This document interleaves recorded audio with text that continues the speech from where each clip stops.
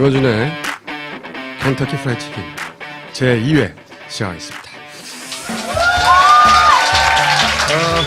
소개합니다. 한겨레의 기염둥이자 김보엽 기자 나오셨습니다. 안녕하세요.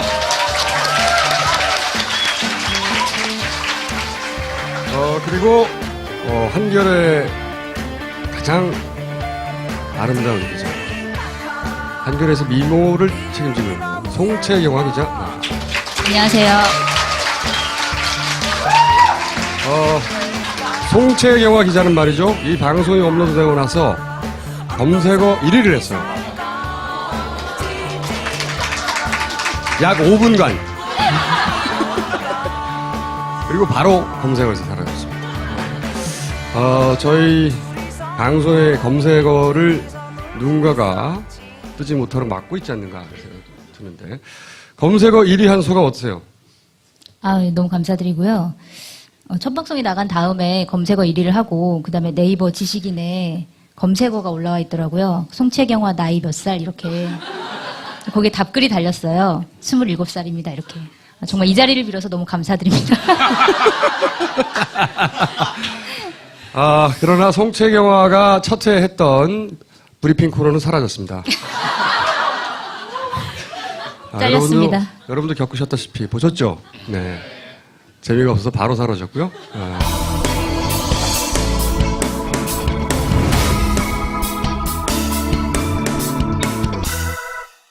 오늘의 주제, 국정원 간첩 조작 사건 2탄 준비되어 있습니다. 오늘 손님을 한번 모실 텐데 말이죠. 이분은 어떤 분이냐? 오디오를 저희가 먼저 하나 들어보겠습니다. 아니, 우리가 저 이렇게 지낸다는데. 나는 만날 이유가 없어. 그분의 분명히 나 말고서는 다시 만나고 싶지 않다고. 왜 자꾸 날 만나요? 난 진짜 막 소용이 에이, 없어. 마! 당신은 책임지세요. 가지 마! 여보세요? 야, 가지 마라. 반말하지 마라, 이? 넌 왜 반말이냐? 누가 먼저 했더니 씨발놈아. 이게 내 새끼가 이게 진짜. 뭐하니? 여기, 저기, 진짜 나한테 욕을 하네. 여기 욕해봐, 이 새끼야. 네가 국정원이면 당연히, 야, 이거 안 해. 너 이름 뭐야, 이 새끼야. 생명이라 가지고 협박이라고 개새끼들 이거 나쁜 짓만 골라. 야, 여기 사람들 놀라서 좀 있자. 나하고 얘기 좀 해보자. 어떤 상황인지 잘 모르겠는데 싸우고 있죠. 여자 목소리 하나 나오고요. 그리고 야, 이 개새끼야. 그 사람이 변호사예요. 아니, 그걸 미리 말하면 어떡합니까? 아이, 참네. 누굴까요? 해야 되는데. 합이 안 맞네. 예? 다시? 해! 누가 다시 하라 그러네. 자, 욕설이 등장했습니다. 욕설이 서로 다른 사람 입에서 나왔어요. 목소리 구분이 잘 안 가실 텐데. 한 사람이, 시발로마. 그러니까, 또 한 사람이, 야, 이 개새끼야! 자, 욕설의 주인공, 민변의 장경호 변호사님을 모십니다.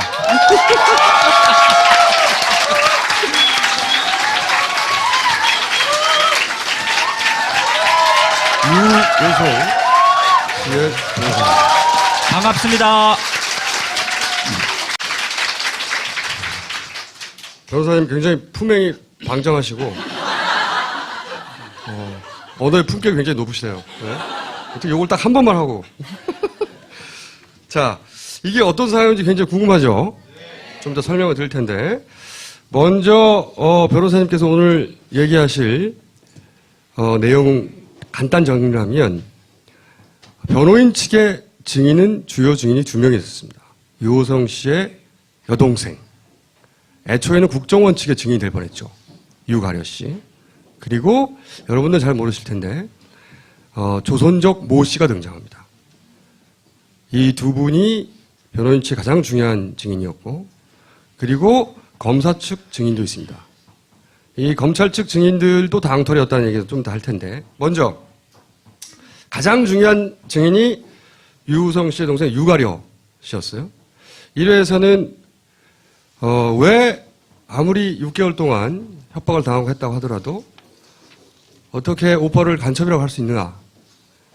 근데 거기에 대한 답을 들었고요. 오늘 들어보고 싶은 얘기는 뭐냐면, 그래서 이호성 씨, 오빠가 민변 변호사를 계속 동생을 만나게 하려고 보냅니다. 보내는데 동생이 계속 거절해요. 취조실에 있으면서. 6개월 동안 갇혀있는 동안. 거절했는데 왜 거절했느냐. 변호인의 조력을 받으면 좋잖아요. 계속 거절합니다. 자, 여기서 또 질문 드리겠는데 왜 유가려 씨는 변호인 측의 조력을 받으면 법적 보호를 받을 수 있는데 왜 민변 변호사 계속 가도 거절했나요?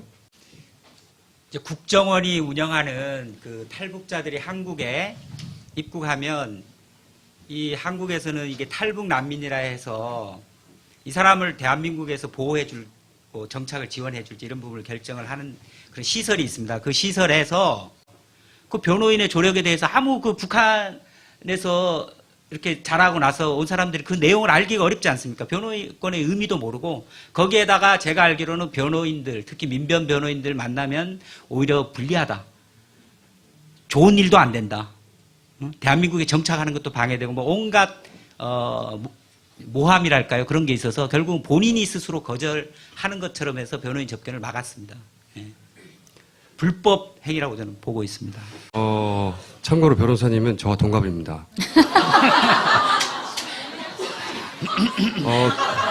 저도 굉장히 당황스럽습니다. 저는 말이죠. 그 국정원에서 민변 변호사는 돈만 받고 도망친다. 한국에서는 검사가 변호사 역할을 한다. 이렇게 국정원에서 유가래 씨한테 얘기를 했다고 해요. 그건 안 놀랐는데 이분이 저랑 동갑이면 사실은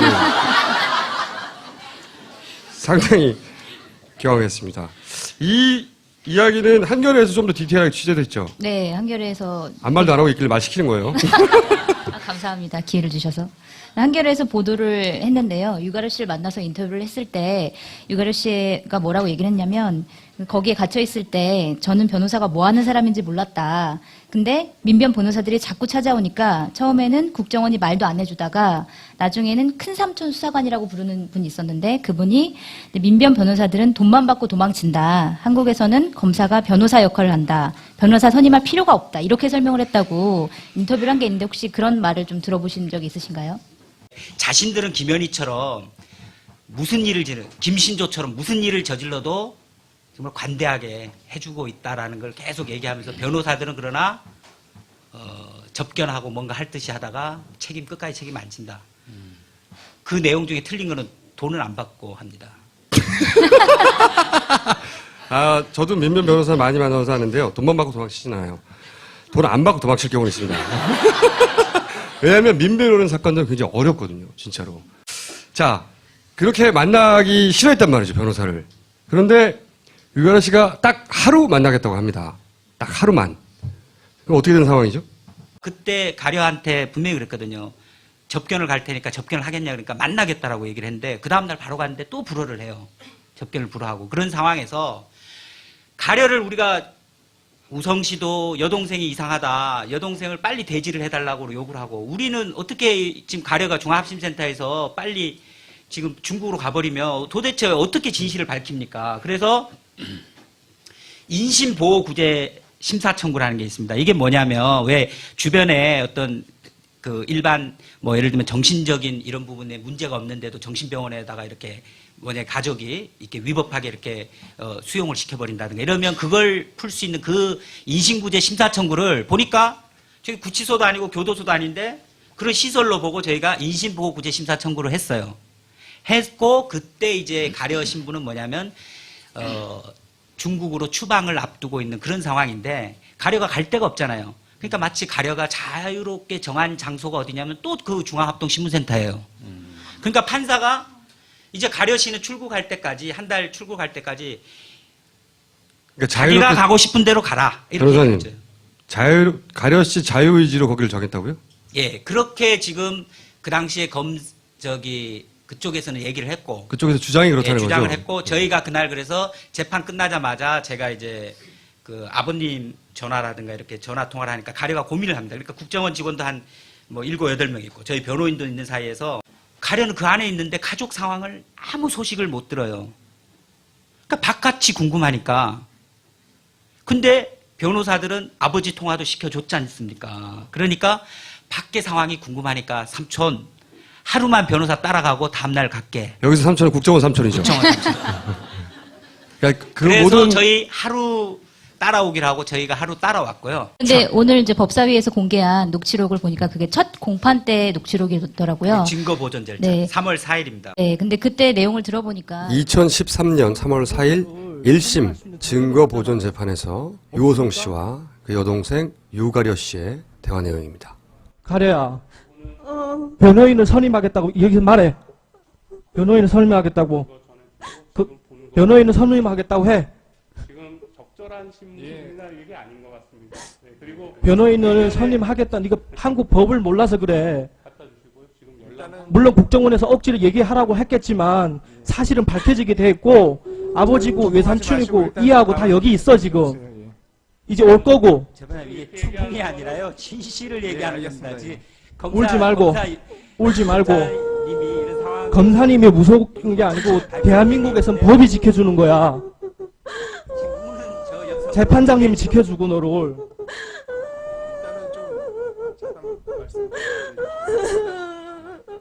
동생이 너무 무서워하고 있습니다 지금. 돌아가게 되면 저도 그 심장 너무 잘 압니다.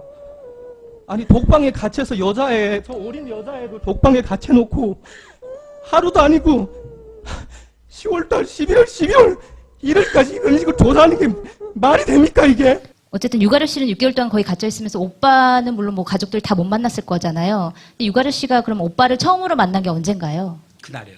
그러니까 아까 증거 보존 절차로서 그날 오빠를 처음 봤는데 오빠를 보면 또 진술을 번복할까봐 비디오 중계 장치가 있는 곳에서 저희는 처음에도 몰랐어요.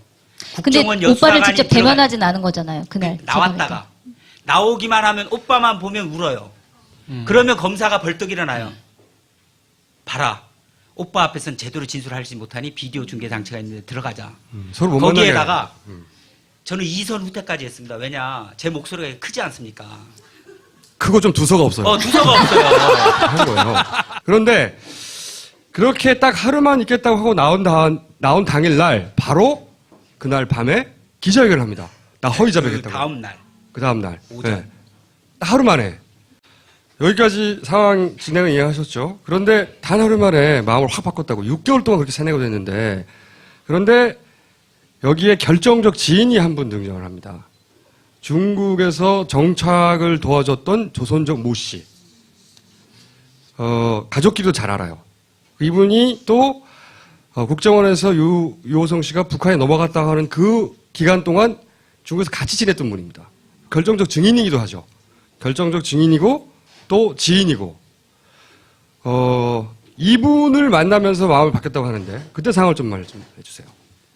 본인으로서는 내일 국정원에 또 가야 되는 거 아닙니까? 그죠? 하루만 따라오기로 했기 때문에 밖에 조금만 소란스러운 소리가 들려도 납치될까 봐 바들바들 떨어요. 이런 상황에서 중국 국적의 조선족, 저는 참 조선족, 우리 민족 여성이 굉장히 위대하다 이런 생각을 했는데 이분 또한 이전에 국정원에 불려가고 하는 과정에서 굉장히 겁먹은 상황이었지만은 그 가려가 나오기 전에 진실을 밝히겠다는 그 힘 하나로 만났습니다. 어떠한 국정원의 공작이 있더라도 증인을 서기로 한 그분이 있습니다. 그래서 그분이 또 가려가 그 북에 있다가 이렇게 화교기 때문에 장사를 하러 중국에 나온다든가 하면 이렇게 그 집에 또 한 번씩 머물고 또 2011년도 되면 가려내가 더 이상 거기 있지 않고 중국에 이주를 나오는데 이주 와서 집을 잡고 뭐 은행 거래를 하고 모르지 않습니까? 북에만 살다가. 그러면 그거를 그 조선족 여성이 다 도와줍니다. 이 여성은 가려가 어떤 진술을 했는지 다 알지 않습니까? 자기가 경험했던 거하고 정반대 허위 진술한 거를 알고 있는데 두 사람이 만나더니 대성통곡을 하고 그 다음날 기자회견을 하고 그날부터 저희는 국정원이 가려를 데려갈까 봐서 그때부터 이 여성과 함께 거소지를 마련해서 저희가 떠돌이 생활을 하는 거죠. 안전한 곳, 국정원이 모르는 곳으로 그렇게 생활을 했습니다. 우리가 아까 들었던 파일 거기에 등장하는 그분인 거죠. 그렇죠. 그 상황이 어떻게 되는지 다시 음성 파일, 녹취 파일을 생각해 보시면 거기 등장하는 여성의 목소리 있잖아요. 거기서 당신들은 나를 만날 이유가 없잖아요. 그리고 저번에도 분명히 마지막이라고 했잖아요. 나를 만날 이유가 없다니까 이렇게 계속 가라고 찾아온 사람들. 찾아온 사람들이 국정원 직원이었던 겁니다. 세 사람의 국정원 직원이 이 조선족 모 씨가 근무하던 직장에 찾아왔어요. 왜 찾아왔느냐?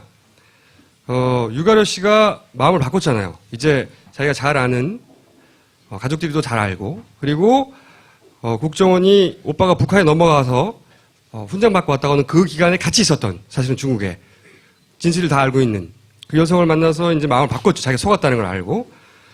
그리고 그때부터 숨바꼭질을 시작해요. 국정원 돌아가지 않고.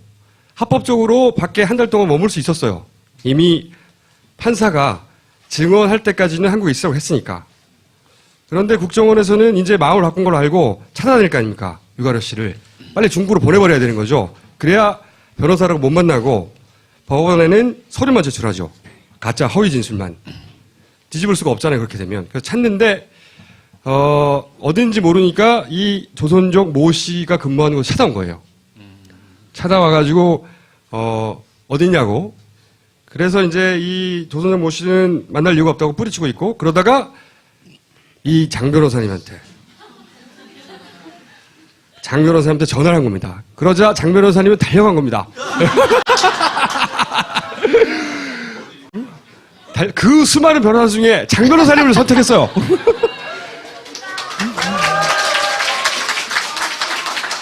그래서 현장에 달려가가지고 이제 장 변호사님이 얘기하죠.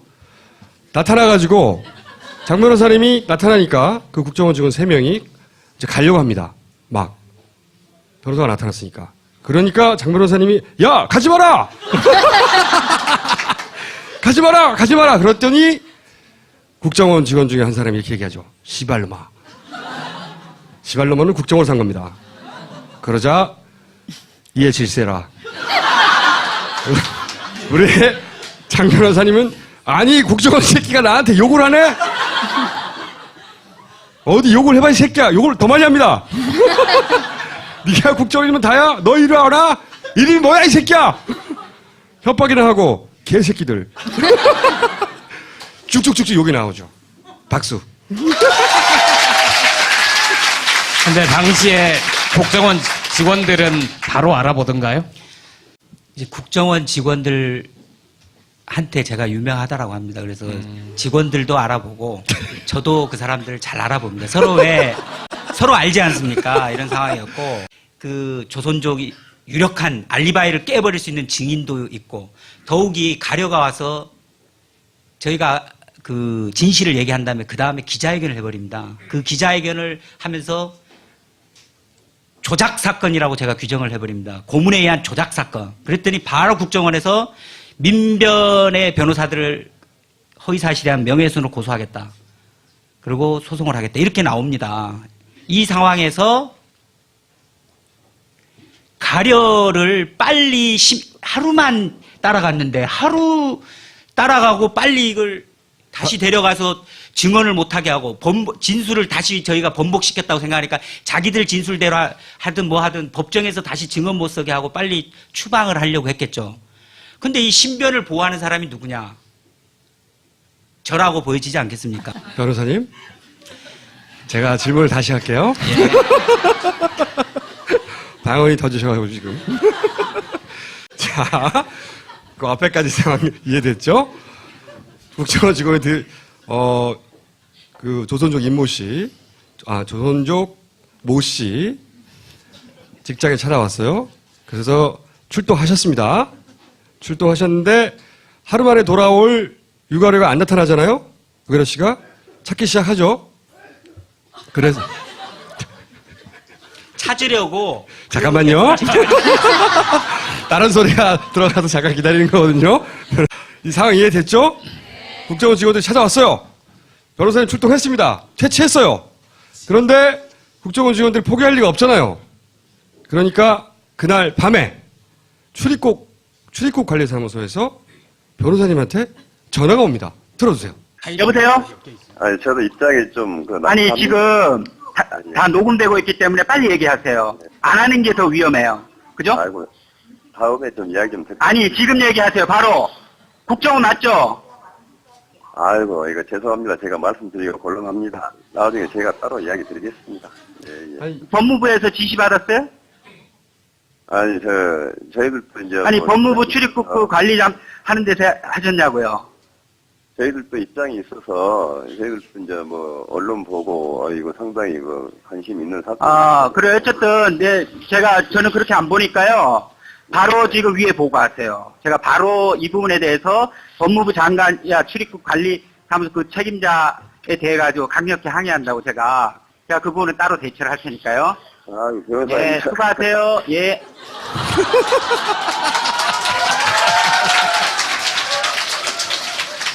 그러니까 이 통화는 출입국 관리사무소에서 유가라 씨를 찾는다는 전화였던 거죠? 예, 낮에 국정원 직원들이 행패를 부렸지 않습니까? 그 낮에 행패를 부린 이유가 가려의 소재지를 그 조선족 여성을 통해서 확인해서 아마 출입국 관리사무소가 출동을 하든가 이러려고 했던 것 같습니다. 그래서 유가라 씨를 중국으로 보내버리려고. 예, 빨리. 그래서 근데 이분은 직장에서 그날 그런 일이 있고 나니까 계속 두려워해요. 그래서 제가 그 직장에서 제가 계속 지켜서고 있습니다. 경호를 서고 있습니다. 그 지켜보면서. 그 상황에서 저녁 무렵에 전화가 와요. 출입국 관리사무소에서. 이렇게 해서 유가려 소재를 알고 계십니까? 이러면서 오는데 제 핸드폰으로 왔지 않습니까? 그래서 끊고 났습니다. 그러니까 끊고 나니까 갑자기 이상한 거예요. 제가 이렇게 유명한 인물로 내 핸드폰을 어떻게 알았을까? 그래서 바로 전화를 해서 녹취를 하는 겁니다. 내 핸드폰 번호를 누가 알려줬나? 국정원이죠. 이렇게 물어보는 겁니다. 그러니까 죄송하다 그러고 출입국 관리사무소가 가려의 행방을 추적하고 있는 것을 제가 알게 돼서 가려가 그때까지 이제 제 후배 변호사 집에도 있다가 그 다음에 그날은 목사님 댁에 있었어요. 그죠? 목사님 댁에 이제 우리 이 조선족 여성하고 같이 있었는데 이 여성이 일하는 직장까지 찾아왔기 때문에 이럴 때 이제 가려를 증언 못하게 데려가려는구나. 이게 시도가 보이지 않습니까? 출입국 관리사무소에서 왔기 때문에 제가 바로 그날 이거 중요하잖아요. 가려와 이 조선족 여성까지 해서 목사님 댁에서 우리 집으로. 우리 집이 제일 안전하지 않겠습니까? 그래서 옮겨가는 그런 날입니다. 저도 그렇게 생각합니다. 그러니까 방금 통화한 상대편은 출입국 관리사무소의 직원. 네. 네. 직원이었고. 자기 신분을 밝히지 않은 거예요? 아니 신분을 밝혔다니까요. 밝혔습니다. 밝혔는데 문제는 제가 가려를 신변을 이렇게 보호하고 있다는 걸 어떻게 알고 저 핸드폰을 알고 전화 왔냐. 여기서 막혀버린 거죠. 그래서 제가 불법적인 개인정보를 누구한테 획득했냐. 국정원이죠. 이렇게 물으니까 모르겠습니다. 이렇게 얘기를 하는 겁니다. 예. 상황 이해되셨죠? 네. 또 한 통의 전화를 받습니다. 이번에는 국정원에서 전화가 옵니다. 저희 집으로 옮긴 그 다음 날입니다. 들어보겠습니다. 다시 한번 얘기해서 그러니까 출입국 관리사무소가 찾는다는 거예요? 국정원이 찾는다는 거예요? 출입국 관리사무소가 찾고 있습니다. 근데 왜 나한테 전화해? 국정원에서. 출입국 관리사무소가 현재 찾고 있고요. 찾는데 왜 국정원에서 그걸 전하냐고, 나한테. 출입국 관리사무소를 지금 저희가 지금 그 주거지 관리하는 입장에서요. 네. 출입국 관리한테 지금 주거지에 관련된 걸 좀 얘기를 하라고 얘기를 하는 겁니다. 얘기하라고, 출입국 관리사무소에. 출입국 관리사무소에 누가 씨한테 그 주거지를 물어왔다는 거예요? 한번 출입국 관리소가 유가료를 강제태고 대상자를 지정한 후에 보호명세서 발서 집행할 수 있으니까, 네. 그 유가료 소재지랑 연락처를 그 출입국 관리소 쪽에 알려주시기 바랍니다. 아니, 그러니까 그거를 누가 그렇게 얘기를 하더냐고. 출입국 관리소가 얘기하는 겁니다, 이거는. 관리소에서, 출입국 관리사무소에서 얘기를 하는 수사관이 나한테다가 그걸 전한다고? 네, 출입국 관리소에서 얘기하는 겁니다, 이거는. 그러니까 얘기를 해서 내가 지금 계속 묻는 이유는 왜 출입국 관리사무소가 나한테 전화하면 되잖아요. 저도 자세한 이유는 모르겠습니다. 그러면서 뭐야, 나한테 출입국 관리사무소에서 나한테 그렇게 전화를 해요? 예, 출입국 관리사무소에 알려주시면 됩니다. 그러니까 출입국 관리사무소에서 통해서 사관 국정원으로 하여금 나한테 연락해가지고 유가래 소재지에 대해서 출입국 관리사무소로 알려주라고 이렇게 부탁을 받았냐고, 국정원에서. 출입국 관리사무소가 국정원에 그렇게 부탁을 했어요? 그런 자세한 상황은 모르고요. 왜 몰라요? 그 얘기를 해야지. 지금 나한테 왜 전화했냐고. 출입국 관리사무소에 현재 지금 유가료가 그 무단 이탈 상황이니까 출입국관리법 제68조 4항 위반 상황이라서 그 유가료의 그 소재지와 연락처를 출입국 관리사무소에 좀 알려주시기 바랍니다. 그거는 출입국 관리사무소가 나한테 얘기하면 되는 거 아니요? 수사관이에요? 왜 그걸 국정원이 공익이에요? 하냐고. 출입국 관리사무소에 알려주시면 됩니다. 국정원이 왜 하시냐고, 국정원이. 저도 국정원장님한테 전하세요. 그리고 그 위에 전해가지고, 국정원과 출입국관리사무소에서 계속 이상하게 조치를 취하거나 이렇게 한 경우에 대해 가지고, 자료에 이신을 납치를 하려고 해가지고 저희가 강력히 대응을 하기로 했고요. 국정원하고 출입국관리사무소가 이렇게 연계해가지고 국가범죄를 은폐하기 위해 가지고 이런 식으로 연락하고 하는 거에 대해서 미행하고 사찰하고, 그래서 이 부분에 대해서는 내가 강력하게 국정원에 대해서 반드시 책임을 물을 거라고. 예. 저희가 말씀드린 것도 좀 이행해 주시기 바랍니다. 그걸 내가 이행을 해.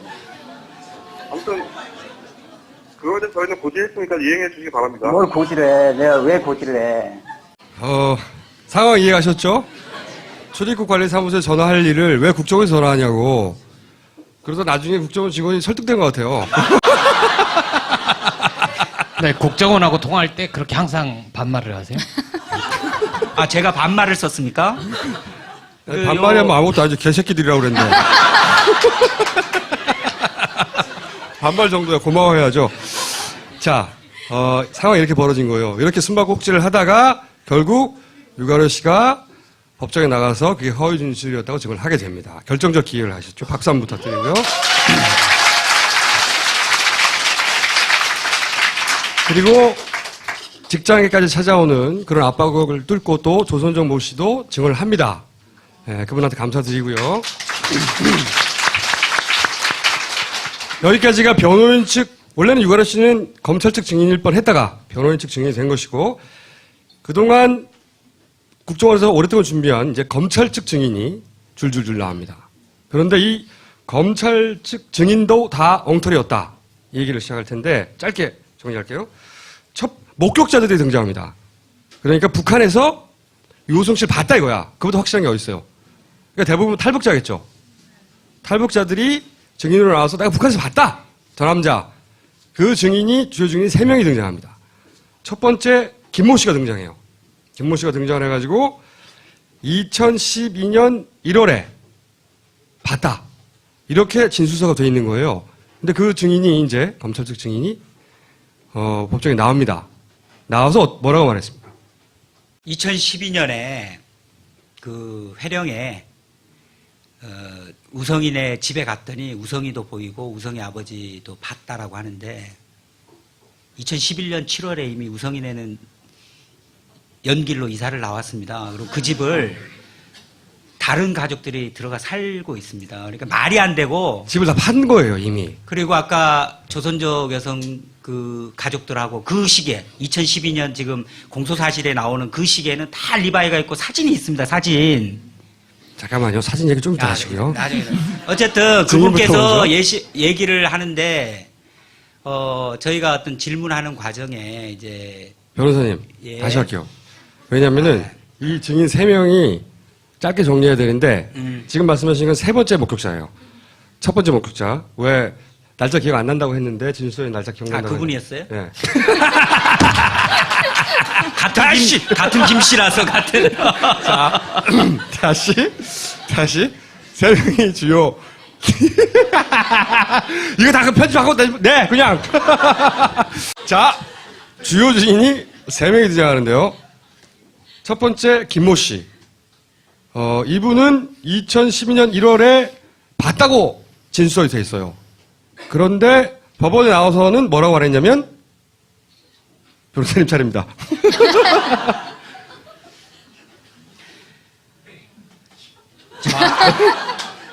그러니까 여성인 김모 씨는 대략 얘기 드릴게요. 그러니까 우성이를 본 날짜에 대해서 본인이 헷갈려해요.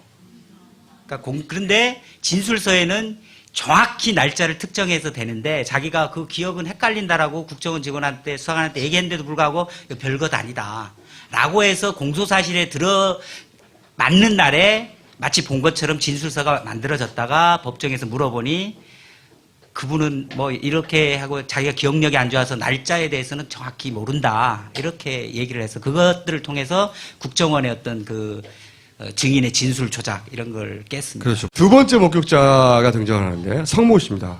이분도 내가 봤다라고 했어요. 봤다라고 했는데 구체적 상황도 묘사합니다. 자전거를 타고 갔다 뭐 이런 식으로. 그런데 실제 이 사람이 맞냐라고 사진을 보여줘요. 그 상황을 설명해 주세요.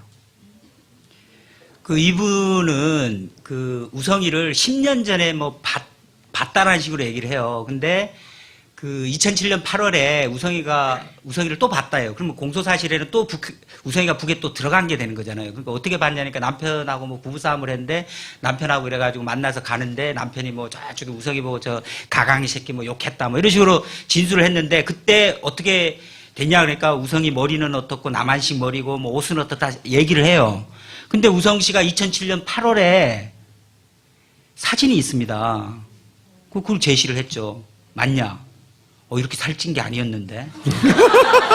머리가 이게 아닌데. 예, 그렇게 해서. 그래서 또 기각. 그렇게 해서 또 이 증인도 엉터리로 봤다고 했는데, 이렇게 마르고 머리가 어떻고 막 설명을 했어요. 구체적으로. 요즘 모습을 설명해 준 거죠. 아마도 국정으로 이렇게 설명했나 보죠. 그래서, 근데 그때 당시에는 요성재 살이 쪘답니다. 그래서 당시 사진을 보여줬더니, 이 사람 아니다. 이렇게 된 거예요. 자, 세 번째 목격자가 등장합니다. 김모 씨. 이분은 2011년과 12년 두 번을 받고 2011년 7월에 보고 2012년 1월에도 봤다라고 진술을 합니다. 그런데 뭐가 앞뒤가 안 맞냐면 2011년 7월에는 유호성 씨가 그 가족들과 함께 집을 다 팔아버려요. 그러니까 집을 다 팔아버렸기 때문에 그 집에서 볼 리가 없는 거죠. 여기서 우리가 뭘 알 수 있냐면은 국정원에서 스토리를 짤 때 완전 이주 사실을 몰랐던 거예요. 제 설명이 맞습니까? 그 우성이는 일단 남쪽에 와 있었고 어머님이 돌아가셨을 때 장례식 때 들어간 이후로는 들어간 적이 없고요. 이제 어머님 돌아가시고 하기 때문에 우성이 이제 아버님하고 가렴한 회령에 있었는데 2011년 7월에 완전히 이제 연길로 나옵니다. 집을 다 팔고 나옵니다. 정리하고. 근데 이제 국정원에서 이제 범죄를 조작을 하는데 그렇기 때문에 연길에 집에 있는 앨범 찍은 것도 회령집에서 찍었다니 이게 아이폰에 다 들통나지 않습니까? 그죠? 2011년 7월에 이주하면서 어머님 무덤을 해서 저쪽에 이모님이 있는 중국의 장춘 쪽에 있는데 그것도 우성이가 중국 장춘에 가서 이렇게 찍은 것도 가려 진술해야 하면 회령에 있는 그 어머니 묘소가 다 되는 겁니다. 이런 식으로 조작되고 2012년 서울도 지금 아까 조선족 여성이라든가 사진이 다 있어요. 이랬는데 회령에서 봤다니 김모 증인이 지금 봤다는 그러니까 거 아닙니까? 요약을 하면 목격자가 봤다고 하는 시점에는 이미 집을 팔고 나왔다는 게 핵심이에요. 그리고 봤다고 하는 2011년 7월과 2012년 1월 2012년 1월이 중요해요. 특히. 왜냐하면 2012년 1월 이때도 북한에서 봤다고 했는데 아까 얘기했던 조선족 모 씨 주요 증인이 되어줬던 이분이 함께 있었어요. 그래서 이분이 그때 증거를 할 수 있었던 것이고 그리고 국정원에서 북한에 있었던 증거라면 사진을 냈습니다. 유호성 씨 노트북에서 사진을 회수해서. 근데 이거를 디지털 파일로 낸 게 아니라 A4지에 프린트를 해서 냅니다. A4지에 프린트를 해서 내면서 조리개 값, 노출 시간, 메타 정보라고 하죠 이걸. 메타 정보. EXIF. 말 한 김에 EXIF라고 있어요. 사진 포맷의 조리개 정보니, 찍은 날짜니, 또는 GPS 위치 정보니, 이런 메타 정보가 들어갑니다. 그죠? 아이폰으로 찍으면 그게 남아요. 근데 거기서 위치 정보를 쏙 빼고, 왜냐면 위치 정보는 중국에서 찍었다는 게 들키잖아요. 위치 정보를 쏙 빼고, 종이에 출력해서 낸 거예요, 법원에. 그래서, 여기 계신 훌륭한 장 변호사님께서 그거를 맡깁니다. 민간에 맡겨서 사진을 다시 복원해서 위치 정보를 살려내요.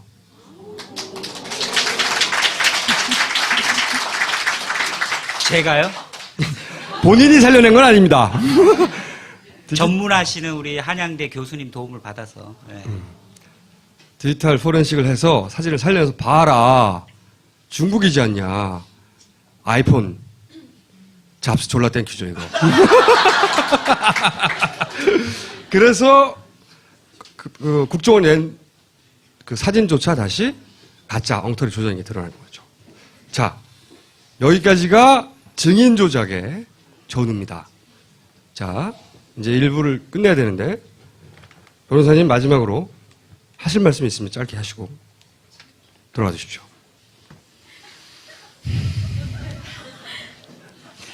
한 시간이 훌쩍 지났어요. 상식이 통하는 사회를 만들어야 되고요. 양심을 회복하는 대한민국이 돼야 되고, 정의가 세워져서 정의는 승리한다, 이게 돼야 되는 사회를 만들어야 됩니다.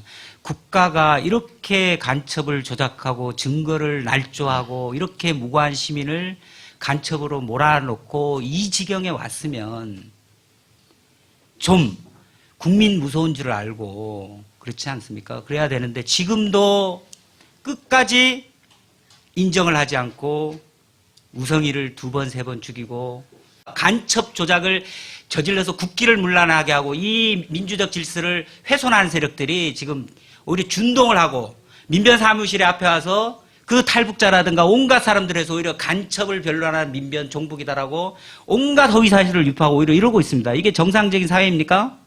아니지 않습니까? 상식을 세우고 양심을 회복하고 우리나라에서도 진리의 편에 다 함께 섰을 때 두려워할 것 없이 용기 있게 싸워서 이길 수 있다는 것을 좀 우리 국민들과 함께 보여주고 싶습니다. 이 사건에서.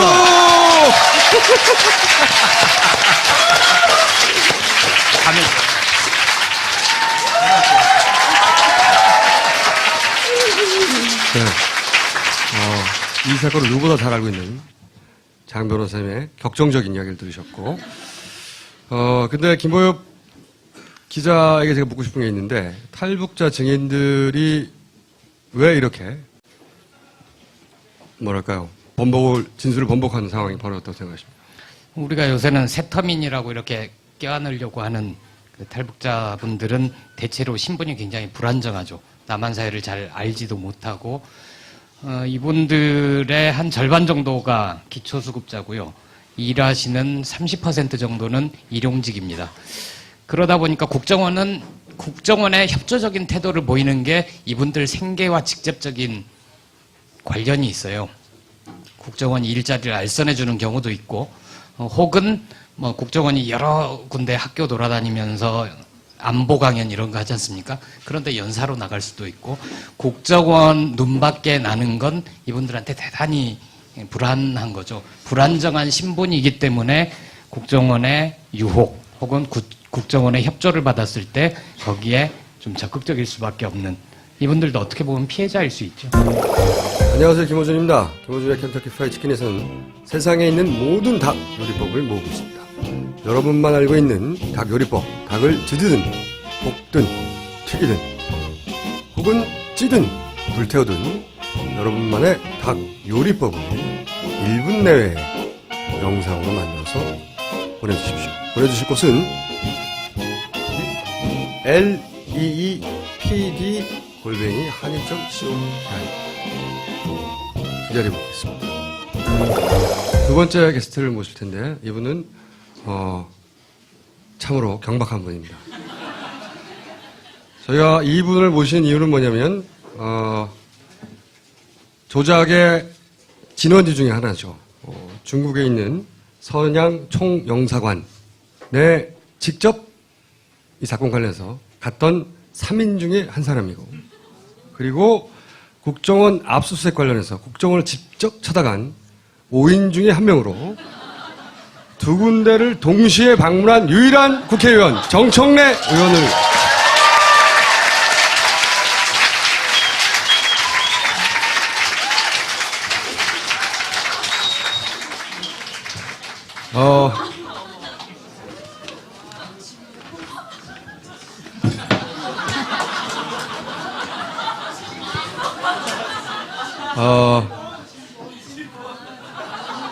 진본 자료를 직접 준비하셨어요. 그림 패널을 20장을 준비했습니다. 오늘 절대 다 못 봅니다. 제가 경박청래라고 부르는 정청래 의원님을 제가 모시기 위해 삼고초려를 했다고 말해달라고. 삼고초려는 거꾸로 했어요. 제발 나오게 해달라고. 자, 오늘 정청래 의원님이 하실 말씀은 크게 두 가지입니다. 스테이지 2, 3 서류를 조작하고 그리고 위조라는 게 들키고 여기에 대한 이야기, 그리고 스테이지 5 이제 다 들켰으니까 빠져나가야 되잖아요. 출구 전략에 대한 이야기 하실 텐데, 선양 총영사관에 직접 방문을 하셨죠? 잠깐만, 배경음악 좀 준비하고.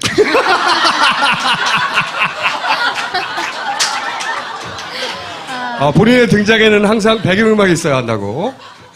다시 해주세요. 자, 경박청래 오셨습니다. 안녕하십니까. 대한민국 최고의 얼짱정치, 삼더이즘과 사케이즘의 창시자, 앞으로 크게 될 사람 정청래입니다. 반갑습니다.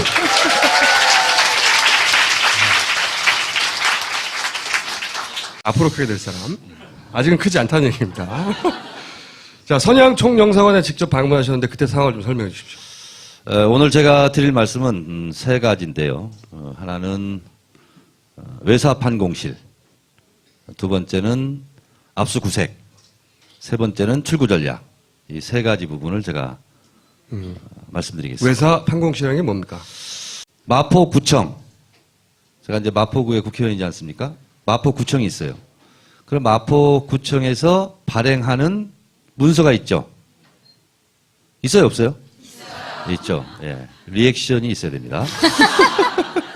그런데 이 마포구청에서 발행한 문서가 틀림이 없다, 맞다 라고 마포구청 부속기관이 있어요. 마포구청 외사판공실과 같은 게 있습니다. 그러니까 중국에서는 중국 사회주의 국가잖아요. 사회주의 국가는 항상 문서로 계약도 하고 문서로 지시도 하고 문서로 보고도 합니다. 그래서 페이퍼 정치라고 그럽니다. 이거 보고. 그렇기 때문에 위조의 가능성이 많고, 중국은 또 달걀도 위조하잖아요. 그렇기 때문에 따로 관청을 둡니다. 그게 외사판공실이에요. 그렇기 때문에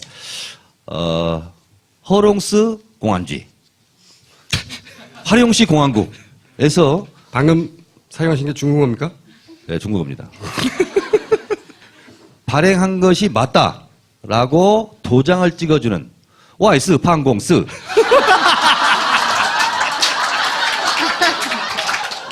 네, 외사판공실에 도장이 있는 것만 틀림이 없는 문서입니다.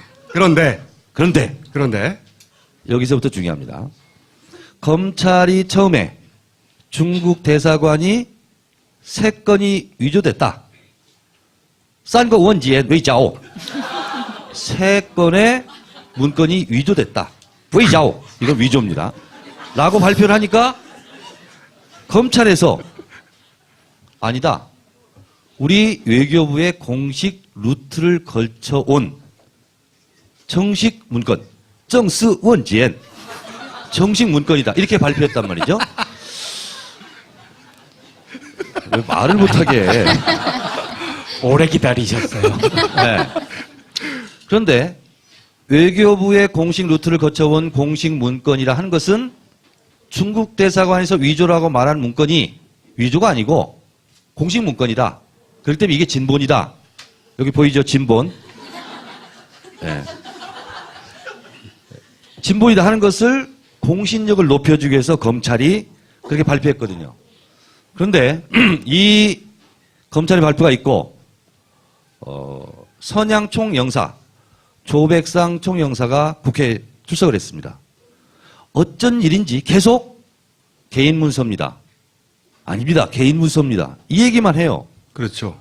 검찰 말이 맞냐 틀리냐 그걸 얘기하라. 답을 못하죠. 영사 증명에 대해서. 그렇죠. 답을 못하고 경사 증명이 아니라 개인 문서라고 답을 하는데 그 개인 문서라는 말이 어떤 의미인지 네. 설명을 해 주시려고 그러는 거예요. 자, 그러니까 중국에서 예를 들어서 화룡시 공안국에서 발행한 문건은 화룡시 공안국 소속 와이스 판공스 여기서 도장을 찍어줘야 돼요. 외사판공실. 예, 동시통역이네요. 여기서 도장을 찍은 것이 선양 총영사관에 옵니다. 도장을 찍은 문서만 올 수 있어요. 그러면 선양 총영사관에서는 이거 외사판공실에서 도장 찍어온 것이 맞네? 틀림이 없네? 하고 도장을 빵 찍어줍니다. 이걸 보고 영사 확인이라고 합니다. 그러니까 영사 확인을 거치려면 외사판공실에서 도장을 찍어온 정식 문건이 와야 그것을 영사가 영사 확인 도장을 찍는데 여기서 중요한 것은 선양 총영사관에 영사가 많이 있어요. 근데 영사 확인을 해줄 수 있는 영사는 한 명밖에. 단 한 명. 유모 여자 영사였어요. 이분이 찍어준 기억이 없어요. 왜? 찍어주지 않았으니까. 그러니까 이것은 무슨 얘기냐. 물어봤습니까, 직접? 물어봤죠. 찍어준 적이 있냐고? 제가 직접 저는 이 탁상 의정 활동을 하지 않지 않습니까? 현장에 직접 가잖아요. 가서 이모 영사 모자 쓰고 있었고요. 파카로. 안경 쓰고 까만 선글라스 마스크 쓰고 있었어요. 두 분이 그러니까 확인서를 써준 분이신 거죠? 그분은 이모 영사. 네. 자, 본인의 얼굴이 드러나면 안 되니까. 그리고 그분은 총영 국정원 직원. 국정원. 그렇죠. 네. 경찰 외사과에 나온 영사, 총영사. 그리고 바로 그 옆자리에 유모 영사가 앉아 있었어요. 유모 영사는 도장을 찍어주는 도장을 찍어줄 수 있는 영사 확인해 줄 수 있는 유일한 자격을 갖고 있는 법적인 영사. 국정원 직원이 아닌. 국정원 직원이 아닌 외무고시를 거친. 근데 그분의 눈이 굉장히 떨리고 있었어요. 그리고 얼굴이 약간 경련이 일어난 것 같고 매우 심리적으로 불안한 상태. 그러니까 제가 국정원 전문가잖아요. 그래서 제가 심리전을 거기서 했어요. 계속 이렇게 물어보면서 이렇게 봤어요. 그러다가 바로 직공에 들어갔어요. 영사 확인 해줬어요? 안 해줬어요? 의원님 제가요 어떻게 막 떨리면서 얘기해요. 자, 본인이 솔직하게 해준 적이 없다, 가진 게 없다 라고 말하면 국정원 직원일지라도 같은 동료 영사잖아요. 직접적으로 피해 가잖아요. 그 떨리는 목소리로 확인을 해주자니 그렇고 안 해주자니 그렇고 처음에는 그렇더라고요. 그래서 제가 그랬어요. 지금 위증을 하면 처벌을 받게 된다. 솔직히 말해라. 그랬더니 제 눈빛을 보더니 그런 적이 없습니다. 이렇게 얘기했어요. 그러니까 결론적으로 말씀드리면 처음에 검찰이 발표했던 외교부 정식 루트를 거쳐온 공식 문건이었다 하는 것은 새누리당 색깔이 뭐죠? 네, 새빨간 거짓말이었다. 중국의 외교 판공실에서 보낸 문서가 하나도 없다는 거죠. 그렇습니다. 요약하면. 그래서 제가 이것을 너무나 사실은 제가 조선일보로 싸라 그랬는데 제 주변에 조선일보를 보는 사람이 없어요. 한겨레 보는 사람만 있어가지고 한겨레 신문을 이렇게 싸왔어요. 그래서 이것만 보시면 여러분들이 제가 지금까지 말씀드린 것을 한눈에 알아볼 수가 있습니다. 그런데 이런 것을 제작할 수 있는 유일한 사람이 저예요. 이럴 때는 박수를 쳐도 잡아가지 않습니다.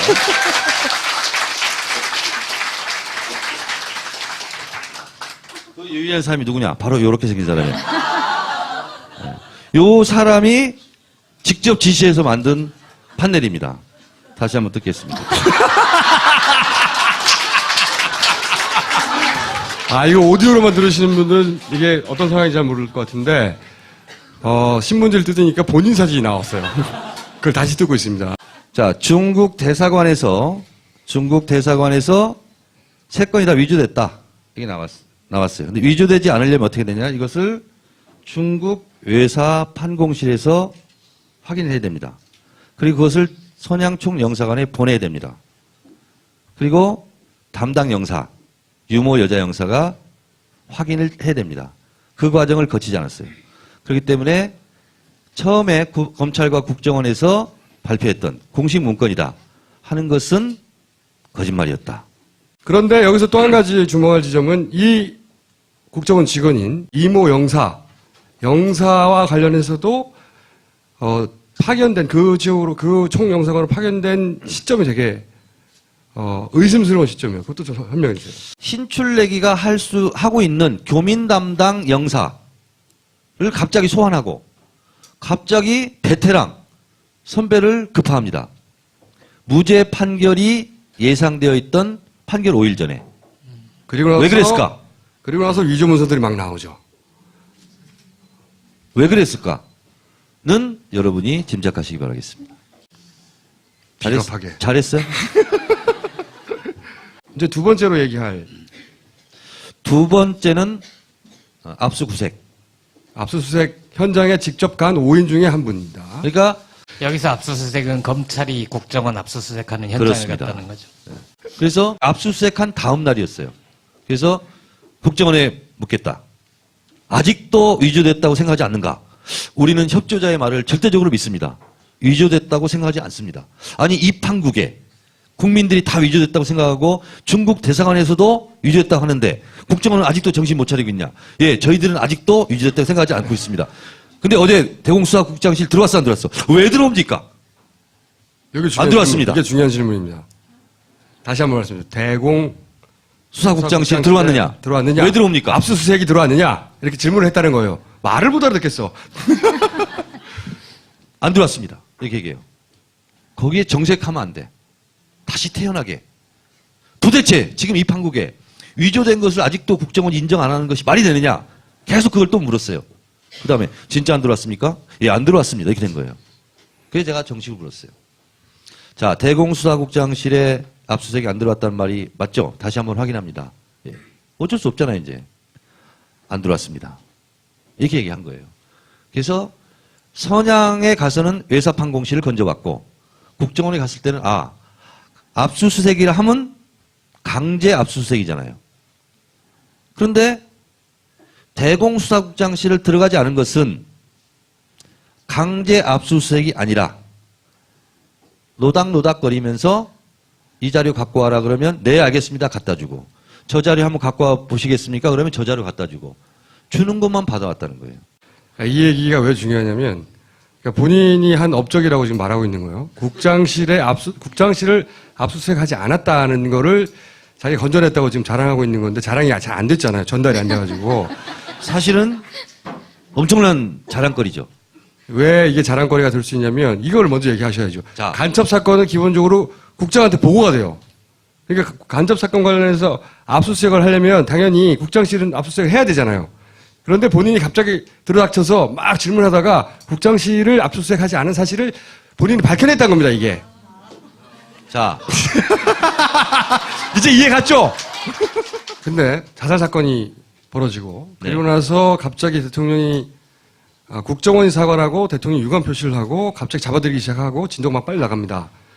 이 사태 이제 스테이지 5죠. 이 사태 이것이 바로 출구 전략의 시작이다. 라고 이제 말씀하실 예정인 거죠, 지금. 하기로 돼 있었잖아. 네, 하십시오. 예. 그래서 저는 이제 압수구색은 그럼 왜 압수구색이었냐? 왜 압수수색이 아니라 압수구색 맞추기였냐? 출구 전략 때문에 그렇습니다. 자, 그런데 저는요, 2박 3일 동안 이 전광석화처럼 벌어졌던 이 일련의 흐름 속에서 시나리오의 냄새가 나요. 꼬리 자르려고 하는 건 아닌가? 그리고 피해가려고 하는 것은 아닌가? 질질 끌려고 하는 것은 아닌가? 근데 여기서 또 하나의 해석인데 아까 말씀하신 건 네. 이제 국정원이 꼬리 자르기를 한다. 그렇기 때문에 모해 증거 위조죄가 아니라 날조죄를 적용한다. 이렇게 좀 설명을 하셨는데 그러니까 검찰 입장에서 분석한 기사들이 많이 나왔는데 네. 검찰이 그 김 사장이라고 하는 사람을 이제 국가보안법상의 날조죄가 아니라 네. 그 형법상의 모해 증거 위조죄로 이제 기소를 하게 된 거는 혐의를 걸게 된 거는 이제 날조와 위조의 차이를 검찰에 설명을 하면서 날조라는 건 뭐냐면 간첩이 아예 아닌 사람을 간첩으로 몰기 위해서 문서를 허위로 작성을 하면 그건 날조고 간첩인 사람인데 그 사람을 더 혐의를 뭐 가중시키기 위해서 문서를 위조를 하면 그거는 모해 증거 위조죄가 된다. 이렇게 주장을 하면서 모해 위조 증거죄를 이제 건 건데 그건 네. 뭐냐면 검찰이 그 사람을 간첩 혐의로 기소를 했잖아요. 네. 그렇기 때문에 그거를 만약에 날조죄를 인정을 하게 되면 자기네들이 기소를 한 게 완전히 뒤엎어버리는 결과가 나오기 때문에 검찰 네. 입장에서는 어쩔 수 없이 이제 기소를 한 거를 다시 회수하지 않기 위해서는 모해 증거 위조죄를 혐의를 적용할 수밖에 없지 않겠냐 이런 또 분석이 나오고 있거든요. 길게 말씀하셨는데요. 지금 법무부 장관인 황교안 장관이요. 국가보안법 전문가입니다. 국가보안법이라는 책을 썼어요. 그 책에 보면은 뭐라고 돼 있냐면요. 국가보안법상 간첩죄를 증거 조작한 것은 지금 말씀드린 그런 논리가 아니라 이거는 간첩과 똑같은 죄로 처벌해야 된다. 그리고 이러저런 핑계를 대는 게 막 쭉 나오는데 그것은 아니다. 법리를 잘못 해석하는 거다. 라고 황교안 현 법무부 장관이 쓴 국가보안법 책에 나와 있습니다. 질문이 있는데요. 아까 출구 전략 말씀하셨고, 네. 이게 사전에 2박 3일 동안 정광석화처럼 네. 진행되는데 일종의 시나리오가 있는 것 같다. 네. 그럼 그 사람들이 그리고 있는 시나리오는 뭔 거라고 추정을 하나요? 저는 이렇게 생각합니다. 국정원의 발표문 있잖아요. 제가 알고 있기로 평소에 발표했던 국정원의 어투, 문투가 아니다. 라고 김현 의원이 저한테 얘기해 줬어요. 이 말의 의도는 그러니까 국정원의 사과가 국정원의 의도가 아니라 국정원에게 그렇게 사과하라고 한 곳이 있었을 것이다. 이런 말인가요? 있을 수도 있지 않을까라는 생각이 불현듯 스치기도 한다. 그러니까 요지는 이거죠. 이게 이 모든 일사천리의 2박 3일 동안의 일들이 국정원이 기획한 것이라면 우리가 먼저 사과할 테니까 자 대통령 그다음 유감 표명하세요. 이럴 수는 없잖아요. 그렇죠? 이렇게 일사천리로 만약에 시나리오가 있었다면 국정원 니네가 사과해. 그다음에 대통령 유감 표명이 있을 것이야. 이렇게 순서를 정할 수 있는 사람이 이걸 기획을 했겠죠. 시나리오가 있다면. 그런 의심을 가지고 계신 거죠. 누군가 국정원이 아닌 더 힘센 쪽에서 이런 시나리오를 기억해서 이 시나리오를 쭉 진행했을 것이다. 이런 추론을 하신 거죠. 그러니까 국정원보다 더 힘센 데서 이런 일련의 검찰, 국정원, 그리고 청와대 대통령 유감 표명까지를 핸들링 할 수 있는 곳에서 했겠죠.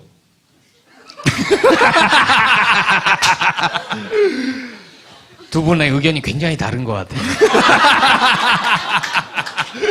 남재준 국정원장은 사퇴를 할까요? 저는요, 남재준 원장이 자진 사퇴하면 안 됩니다. 스스로 물러나면 안 됩니다. 그를 영웅으로 만들어주면 안 됩니다. 파면 해임 조치하고 그리고 사법 처리 수순으로 들어가야 이 사건의 실체를 마무리하게 되는 것일 것이다. 그래서 여러분 집회장에서요, 남재준은 자진 사퇴하라. 이 구호는 잘못된 구호입니다. 예, 어떻게 해요? 파면 조치하라. 구속 수사하라. 이 구호가 맞는 겁니다.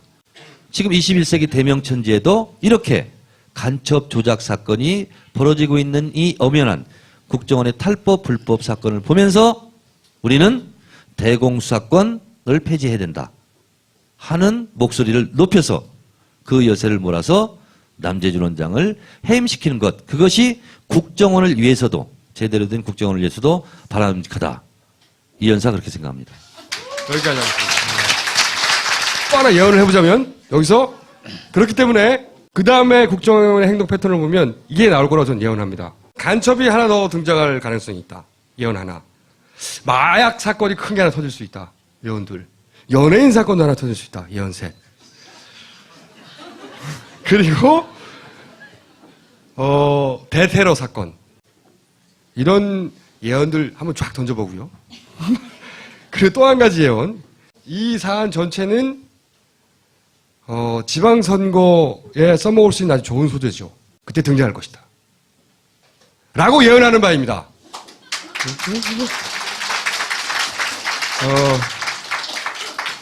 예를 들어서 토론회 때 그 질문이 등장하지 않는다. 그럼 다 이때 이 방송에서 말했기 때문이요.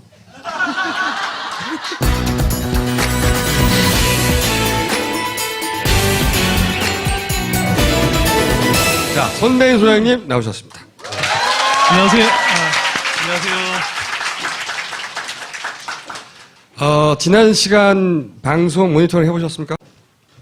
시작할까요? 시작하고 있는 거죠? 모니터링까지는 아니고요. 하여튼 뭐 제 페북하고 트위터에 난리가 났대요. 완전히 뭐. 뭐라고 난리가 났습니까? 뭐 당장 없애라? 아니 김총수 잡는 선대인 뭐 선대인의 미친 존재감. 이 방송을 보는 유일한 이유. 저 자리가 이상해. 저 자리가 이상한 거야. 여기만 앉으면 다들. 오늘 주제는 뭡니까? 집값 바닥론 이야기를 좀 한번 해볼까 합니다. 요즘 뭐 부동산 문제 때문에 고민 많으시죠, 다들? 아닌가요? 나 혼자 고민하나? 오늘의 주제를 한마디로 얘기하자면? 집값 바닥론을 떠들고 있으나 언론들이 집값 바닥과는 거리가 멉니다. 그래서 속지 마시라. 그러니까 집값 바닥론이라는 건 집값이 이미 바닥만큼 떨어졌으니 집을 지금 그렇죠. 사라. 이 얘기인가요? 그렇죠. 집값이 이제 바닥을 치고 곧 올라갈 거니 더 오르기 전에 지금 무리하게 빚내서라도 집을 사라. 이게 이제 언론들의 핵심 메시지죠. 어떤 언론에서 이런 얘기가 나옵니까? 한겨레를 제외한 대부분의 언론. 네. 이 뭐 딴지일보에서도 안 나오는데.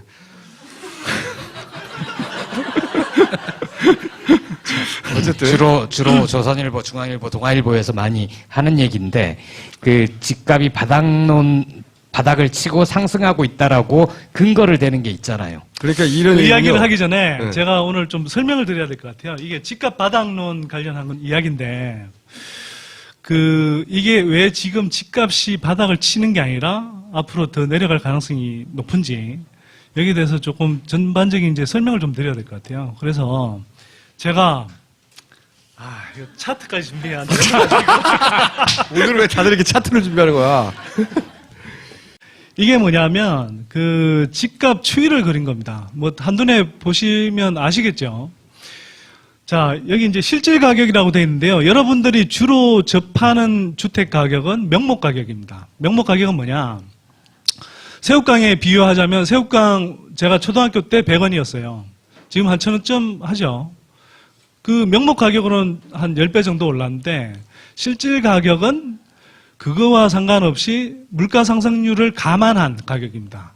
예를 들어서 100원이 1,000원이 됐다고 해서 가치가 10배가 오른 게 아니죠.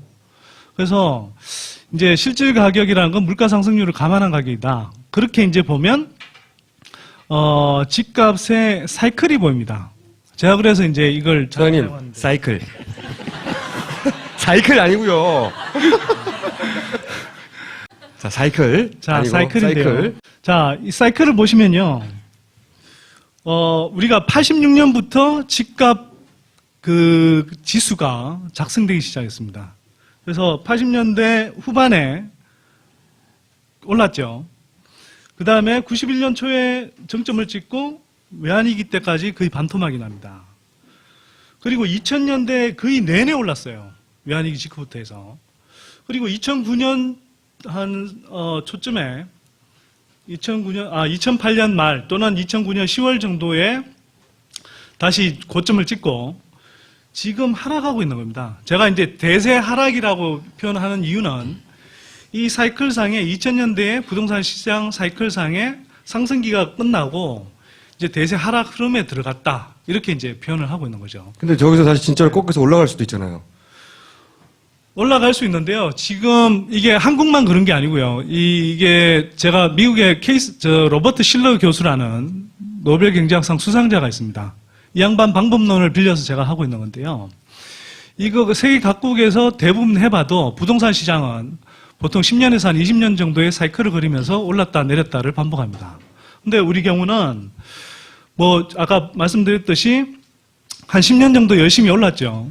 그러면 보통 오른 기간만큼 또는 상승한 폭만큼 보통 내리고 또 그 폭만큼 꺼지는 게 보통은 정상입니다.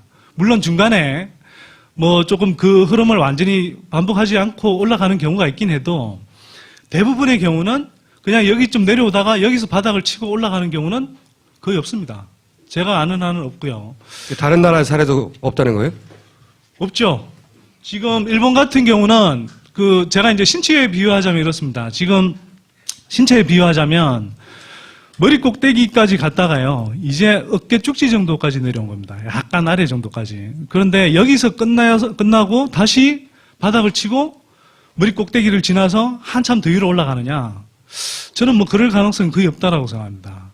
오히려 여기에서 최소 우리가 이제 집값 바닥을 이야기할 정도가 되려면 무릎 정도까지 내려가야 된다. 신체로 따지면.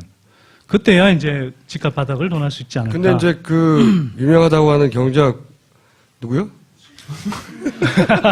로버트 실러 교수라고요. 네, 그 양반의 분석 틀을 이용해서 이제 분석을 해서 더 떨어질 거라고 전망을 하셨는데 실제 그럼 그런 징후가 있어요? 우리나라에서 더 떨어지고 있다는? 분석 틀의 분석 말고? 그러니까 이제 대세 하락이라는 건 보통 이런 거죠. 이게 뭐 지금 사실 언론에서는 계속 뭐 집값이 오른다. 최근에 그런 보도들이 많았죠. 근데 집값이 대세 하락한다라고 할 때는 그냥 뭐 한꺼번에 쭉 떨어진다 이런 게 아니고 그 중간중간에 오르내리는 게 있습니다. 주식도 마찬가지죠. 뭐 막 다 올라간다고 해서 대세 상승이라고 해서 모든 종목이 오른 것도 아니고 대세 하락이라고 해서 모든 종목이 내린 것도 아닙니다. 근데 지금 이제 대세 하락 흐름 속에서도 뭐 일시적으로는 정부 부양책 때문에 잠깐 올라갈 수 있어요. 근데 이게 일시적인 거지 지속 가능하지 않다라는 겁니다. 왜 지속하지 가능하지 않죠? 가장 중요한 건요. 여러분들 가계부채 이야기 들어보셨죠? 2000년대의 주택시장의 부동산 현상은요. 금융현상입니다. 쉽게 말해서. 그게 무슨 아시죠? 말입니까? 2000년대 부동산 현상은 금융현상이란 말이 무슨 말이에요? 그러니까 집값이 오르는 게 그냥 오른 게 아니고요. 가계 빚을 동원해서 올랐다는 겁니다. 자, 가계 부채 1000조 원 지금 돌파했는데요. 그중에 한 500조 원 이상, 절반 이상이 주택담보대출입니다. 그러니까 빚을 빌리지 않고서는 집을 살 수가 없었던 거예요. 그래서 금융권에서 빚을 내서 만들어낸 현상이라고 해서 금융현상이라고 부르는 거예요? 그렇죠. 근데 이런 표현은 쓰면 안 되나? 아니 이제 네. 본인이야 익숙한 단어지만 금융현상입니다. 네. 무슨 말이야 이게? 지난 시간에 얘기했잖아. 토끼 어딨냐고. 토끼 머리라고 하는데. 그러니까 본인은 다 아는 단어지만 우리는 익숙하지 않으니까 설명을 해달라고요. 중간에. 자, 그래서 자, 주택담보대출을 왕창 끌어다가 이렇게 썼잖아요. 근데 주택담보대출, 가계부채 문제가 전혀 해소가 안 됐거든요. 그럼 이 상황에서 부동산 가격이 다시 바닥을 치고 올라갈 가능성은 거의 없습니다. 그 전망인데 제가 궁금한 건 실제 가격이 더 떨어질 경제적 증거가 있냐 이거죠. 제가 이 그림을 왜 준비했냐 하면요. 하도 언론에서 막 뭐 자극적인 제목 달아서 이 보도를 하니까 많은 분들이 되게 놀라요. 예를 들면 최근에 1월달 주택 거래량 뭐 지난해 대비해서 한 100% 늘었다. 뭐 2배, 3배씩 늘었다. 그러니까 다른 사람들은 집 막 사고 있으니까. 그렇죠. 당신들도 뒤처지지 말고 막 집 사라. 그렇게 이야기 들으면 막 엄청나게 거래량이 늘어나는 거 같잖아요. 그렇죠. 또 KBS에서도 분양하고 있는데 카메라 대고 이거 지금 어떻게 될 것 같아요 하면 막 오르니까 그렇죠. 삽니다 뭐 이런 얘기 나오고 그러죠. 그렇죠. 방송에 내 그 방송을 사실 봤는데요. 네. 그 방송 뉴스 보니까 그 현장에 가서 부동산 저 떡방이라고 그러죠.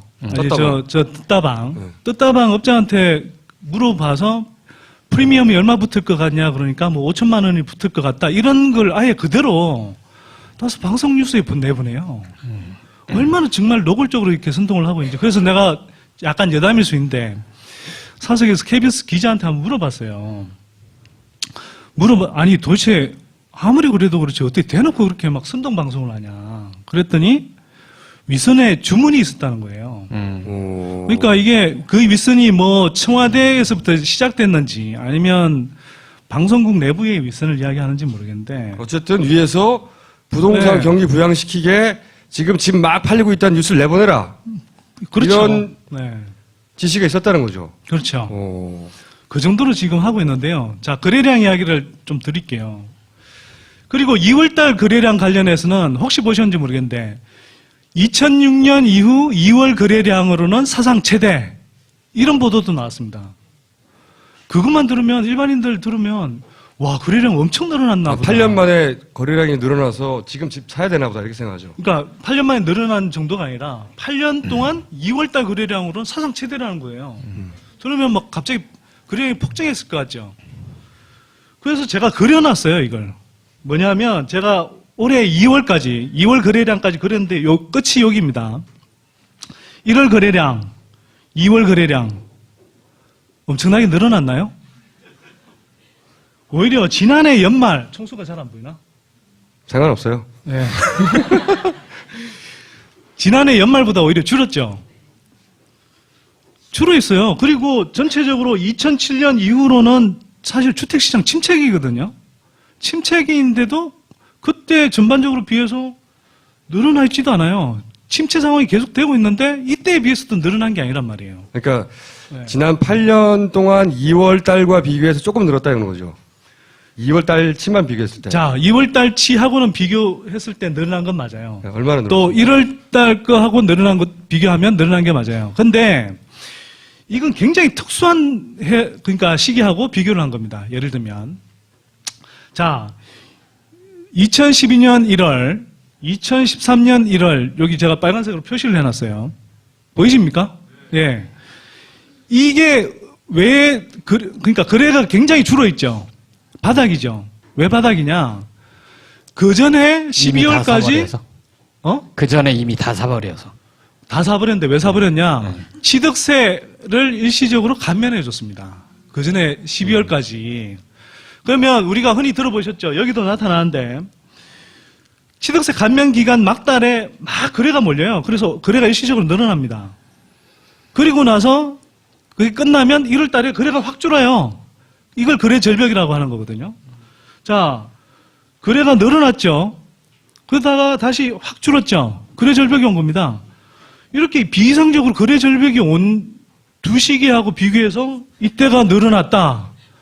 그리고 비율로 따지면 막 한 2배, 3배쯤 늘어난 것처럼 보이는 거죠.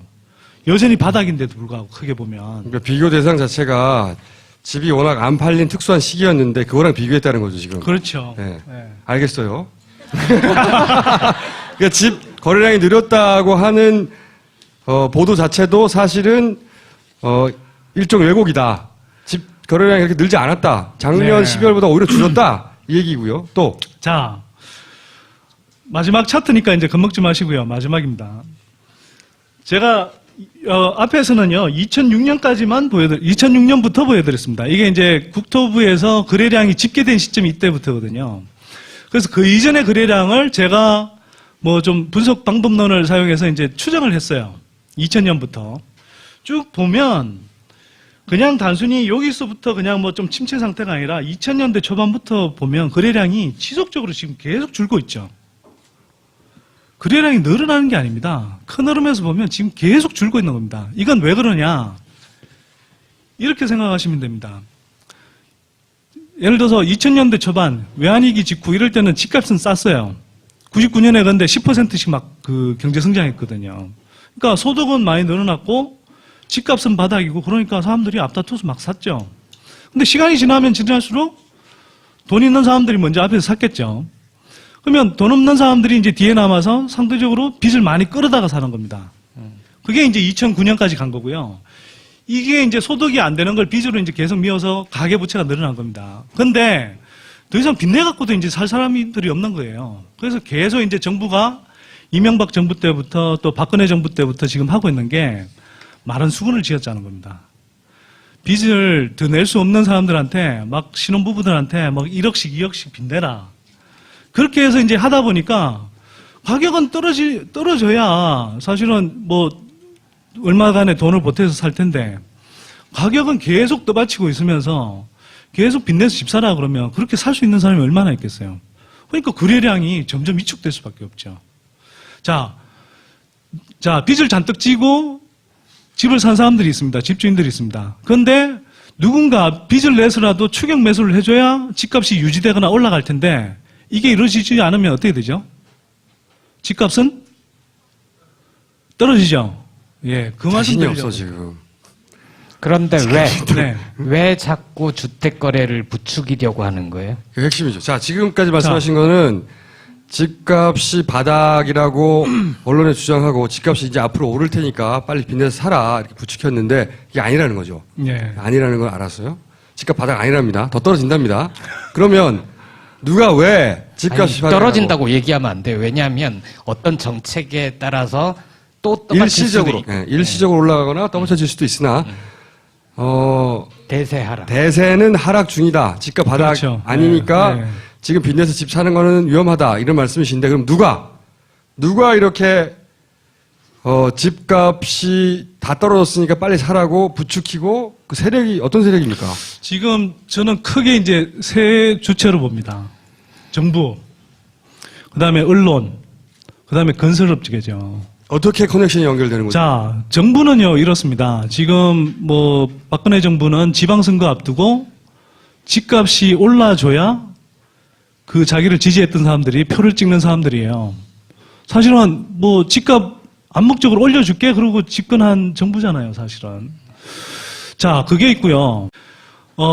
건설업체들이 지금 외환위기 이후로 한 3배 정도 늘어났어요. 부동산 호황기 때. 근데 이게 주택시장이 확 꼬꾸라지면서 사업거리가 확 줄었죠. 그걸 이제 일시적으로 사대강 사업 같은 걸로 버텨오게 했는데 그걸로도 이제 더 이상 버티지 못합니다. 자, 건설업체들이 이제 쫄쫄 굶어요. 그러면 먹을 게 없으니까. 그래서 몇 년 동안 이렇게 버티다 지난해 뭐 SDX 건설이니 극동 건설이니 뭐 삼부토건이니 계속 줄줄이 이렇게 쓰러지지 않습니까? 지금도 끝난 게 아니에요. 자, 이 상황에서 건설업체들이 정부 부양책에 힘입어서 올해 사상 최대의 분양 물량을 쏟아내고 있습니다. 무슨 말이죠? 집을 많이 만들었다는 얘기입니까? 분양을 최대로 한다는 거죠. 집을 많이 만들 테니까 계약을 빨리 하자고 한다는 거죠. 그렇죠. 이제 한국은 이거 참 하여튼 총수만 이해하면 전 국민이 다 이해한다고 그러긴 하던데. 네. 한국은 선분양제잖아요. 다들 아시다시피 외국에 전 세계적으로 유일하게 선분양제인데. 자, 분양을 하면 공사를 하기 전에 현금부터 들어와요. 그죠? 그러면 자금난에 시달리는 건설업체 입장에서는 현금 마련하기 굉장히 좋죠. 근데 지금 건설업체들이 올해 회사채를 엄청나게 갚아야 됩니다. 올해 상반기에. 근데 주택시장은 사실 아까 말씀드렸다시피 언론에서 막 눈속임만 하고 있지만 실제로 제대로 회복이 안 됐거든요. 주택 거래가 거의 늘질 않았거든요. 이런 상황에서 이제 막 건설업체들이 사상 최대 분양 물량을 쏟아내고 있습니다. 그러면 이 분양시키기 위해서 어떻게 해야 되나요? 집값 바닥이다. 라고 선동을 막 하는데 그걸 자기 자체적으로 못하니까 언론을 이용하는 거죠. 언론에다가 뭘 주죠? 아파트 분양 광고를 줍니다. 그러니까 이런 얘기네요. 건설사 빚을 소비자들이 자기들이 은행에서 빚내가지고 갚아주는 거네요. 그렇죠. 이 구조 이해하면 사실 많은 부분이 해결되는데요. 1994년에 일본하고 지금 되게 비슷합니다, 양상이. 어떤 상황이냐. 1991년부터 일본에서 부동산 거품이 꺼지기 시작합니다. 그래서 한 3년 정도 가요. 그래서 일본 정부가 우리 4대강 사업 하듯이 엄청나게 이제 토금 부양책을 씁니다. 그래서 건설업체들이 그럼에도 불구하고 살아나질 못하죠. 엄청나게 이제 부동산 거품이, 큰 거품이 꺼졌으니까. 그리고 재정도 이제 많이 그동안 소진해버려요. 우리 이제 4대강 사업에 돈 쓰듯이. 그래서 그 다음에 정부가 뭘 하느냐. 가게 보고 빚내서 집 사라고 합니다.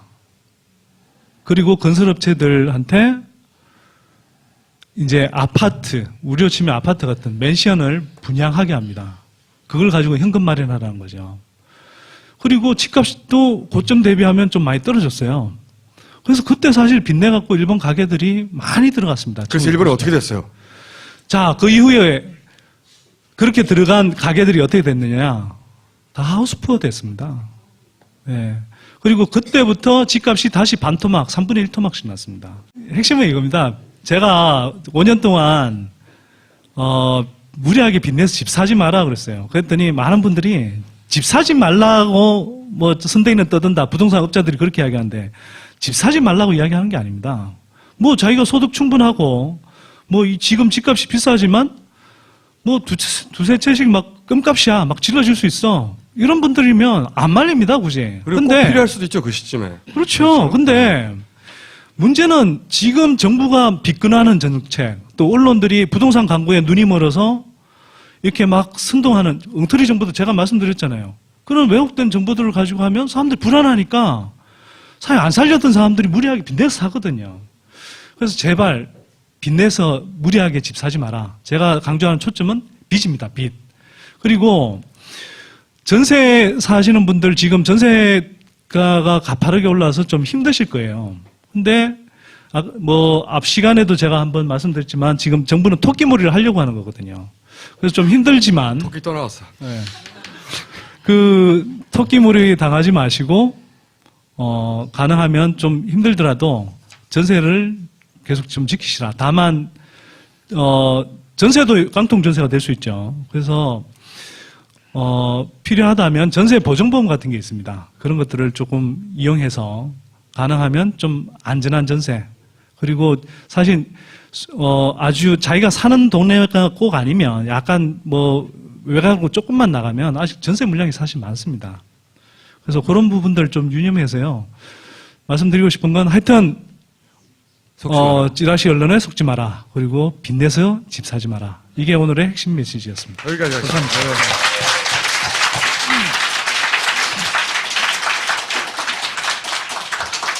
자, 그럼 이제 마무리하겠습니다. 김어준의 켄터키 플라이드, 켄터키 비행닭. 우리나라에도 비행을 저지른 닭이 있죠. 비행닭 마무리하기 전에 광고가 하나 있습니다. 간첩 통조림이라는 제목으로 한겨레 20일에서 이번 간첩 사건 전말에 대해서 상세하게 보도를 했고요. 제가 아까 말씀드렸던 탈북자들의 그런 몰리는 처지 이런 것도 다 이 한겨레 20일에서 제가 정보를 얻은 겁니다. 많이 구독해 주세요. 자사 홍보였고요, 지금까지. 그리고 이번 시간에는 저희가 시간이 부족해서 못했는데 방송을 듣다가 질문이 생기시면 저희 트위터 공식 계정으로 질문을 보내주시면 다음 시간은 질문에 답하는 시간도 갖기로 하겠습니다. 그리고 마지막으로 저희가 대선 다큐 준비 중이라고 했는데 클라우드 펀딩이라는 방식으로 시작하려고 합니다. 준비가 끝나면 방송을 통해 고지하도록 하겠습니다. 자, 클라우드가 아니고요. 크라우드입니다. 크라우드. 그래요? 크라우드예요? 이거 편집하지 마세요, 제발. 클라우드 아니야? 아니 근데 총수는 의도적으로 지금 이 방송에서 L과 R을 섞어서 쓰고 있어. 그쵸? 그럴까? 이해해 줍시다. 자, 어쨌든 준비가 완료되면 공지를 하겠고요. 그리고 방청은 벙커원에서 3월까지는 9시에 시작하니까 9시 전까지 오시면 되고 4월부터는 8시에 시작합니다. 오늘 방송을 들으시고 이 방송 너무 재밌었다고 정성대 의원의 뒷부분 빼고 다 재밌었다고 트위터에 꼭 써주세요. 자, 지금까지 김어준이었습니다. 다음 시간에 다시 뵙겠습니다. 감사합니다.